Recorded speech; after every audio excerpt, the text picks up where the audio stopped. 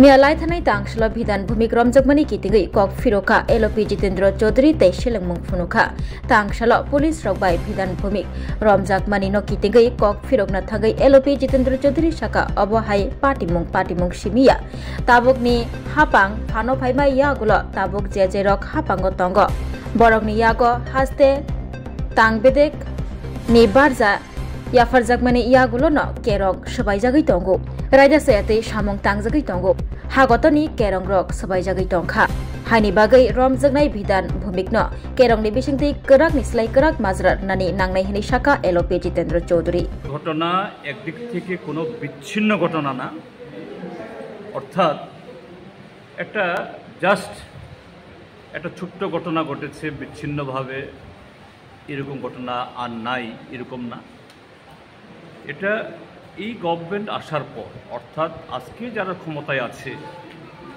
তাদের হাতে প্রশাসনের যে নিয়ন্ত্রণ আসার পর সমস্ত শৃঙ্খলা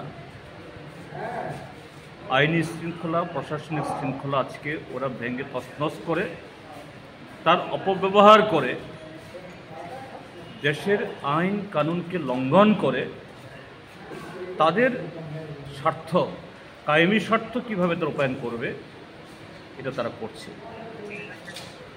আজকে পত্রপত্রিকাও বেরিয়েছে মাননীয় প্রাক্তন সাংসদ প্রাক্তন দেশের যিনি মিনিস্টার অফ স্টেট ছিলেন এরকম পদে আসীন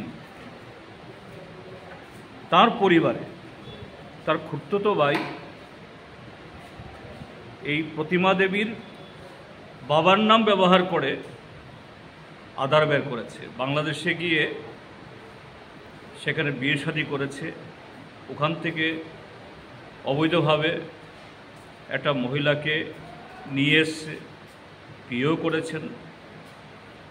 বাংলাদেশের মেয়েকে ইন্ডিয়ার ছেলে বা ইন্ডিয়ার ছেলে বাংলাদেশের মেয়েকে বিয়ে করতে পারবে না কথা বলছি না, কিন্তু আইন কানুন এটা মানতে হয়। কিন্তু যেহেতু বিজেপি ক্ষমতায় দিদি নেত্রী কাজে অফিস কাছারিও তার কোনো বন্ধন থাকে না। এটা শুধু এই ঘটনা না, আরও অনেক রাঘব বোয়াল আছে, নাম বলছি না, আরও অনেক রাঘব বোয়াল আছে। এমনকি মানুষের অভিযোগ এই সরকারে মানিক সাহা মন্ত্রিসভার এরকম তাবর নেতারা আছেন যারা এইভাবে 1971 সালের পরে এসে অবৈধভাবে এই কাগজপত্র বানিয়ে নানাভাবে এরা এখন বিজেপিকে আশ্রয় করে তার ছত্রছায়ায় এই রাজ্যের মধ্যে আখের বসাচ্ছে। তাহলে তারাই আমি বলবো এই জায়গাতে যেহেতু পুলিশ একটা ব্যবস্থা করেছে, এটা যেন গত 7.5 বছর ধরে যে ঘটনাগুলি হয়, বিজেপির পতাকা, বিজেপির সান্নিধ্য, বিজেপির গন্ধ হলেই আইন সব শিথিল হয়ে যায়, ধারা সব উঠে যায়, না হয়।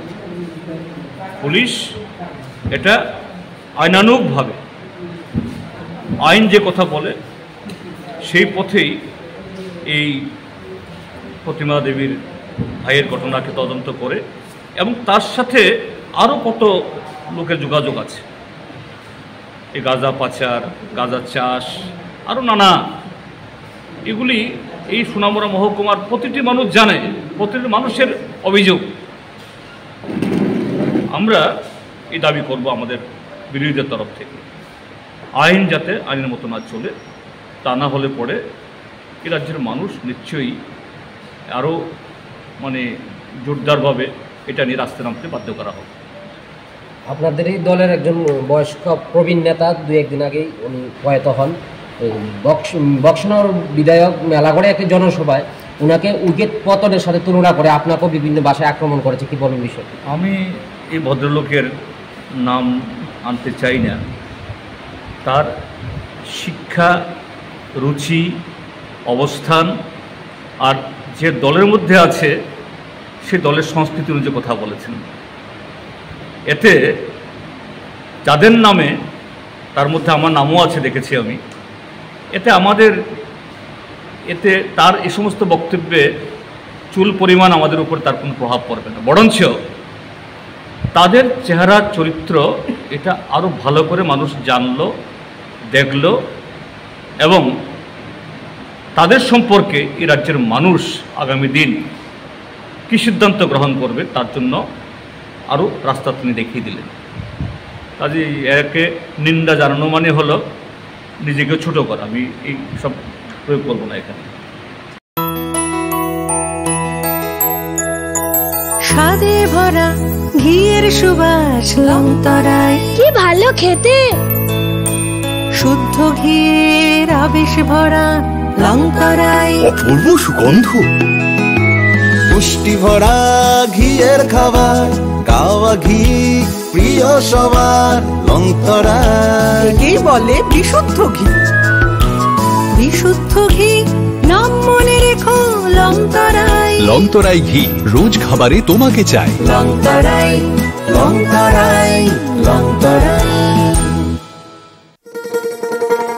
শোনো শোনো ভোজন রসিক, শোনো মন দিয়া,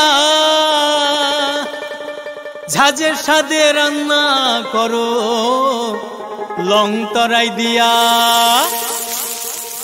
ইলিশ সর্ষে পোস্ত বাটা যেমন ইচ্ছে নাও, মালাই চিংড়ি মাংস কষা চেটে পুটে খাও। আহা চেটে পুটে খাও, আহা চেটে পুটে খাও। লংতরাই কাচ্চি ঘানির সর্ষে তেলে টেস্ট, যে খাবে সেই বলবে লংতরাই বেশ। লংতরাই সর্ষের তেল, ঝাঁঝে স্বাদে তোমাকে চাই। আহা লংতরাই বেশ, আহা লংতরাই বেশ। তুমি আছো রান্নাঘরে, তাই সুগন্ধে ভরে, যা খুশি তেমনই খাই তোমার জাদুর রান্নায়। থাকে শুধু লংতরাই, থাকে শুধু লংতরাই। কত কেজি রান্না হয়, মন তাই করছো জয়। ভালোবেসে বলছি তাই, রান্নায় তোমাকে চাই। চাই শুধু লংতরাই, চাই শুধু লংতরাই। লংতরাই গুঁড়ো মশলা, রান্নায় তোমাকে চাই। চাই শুধু লংতরাই।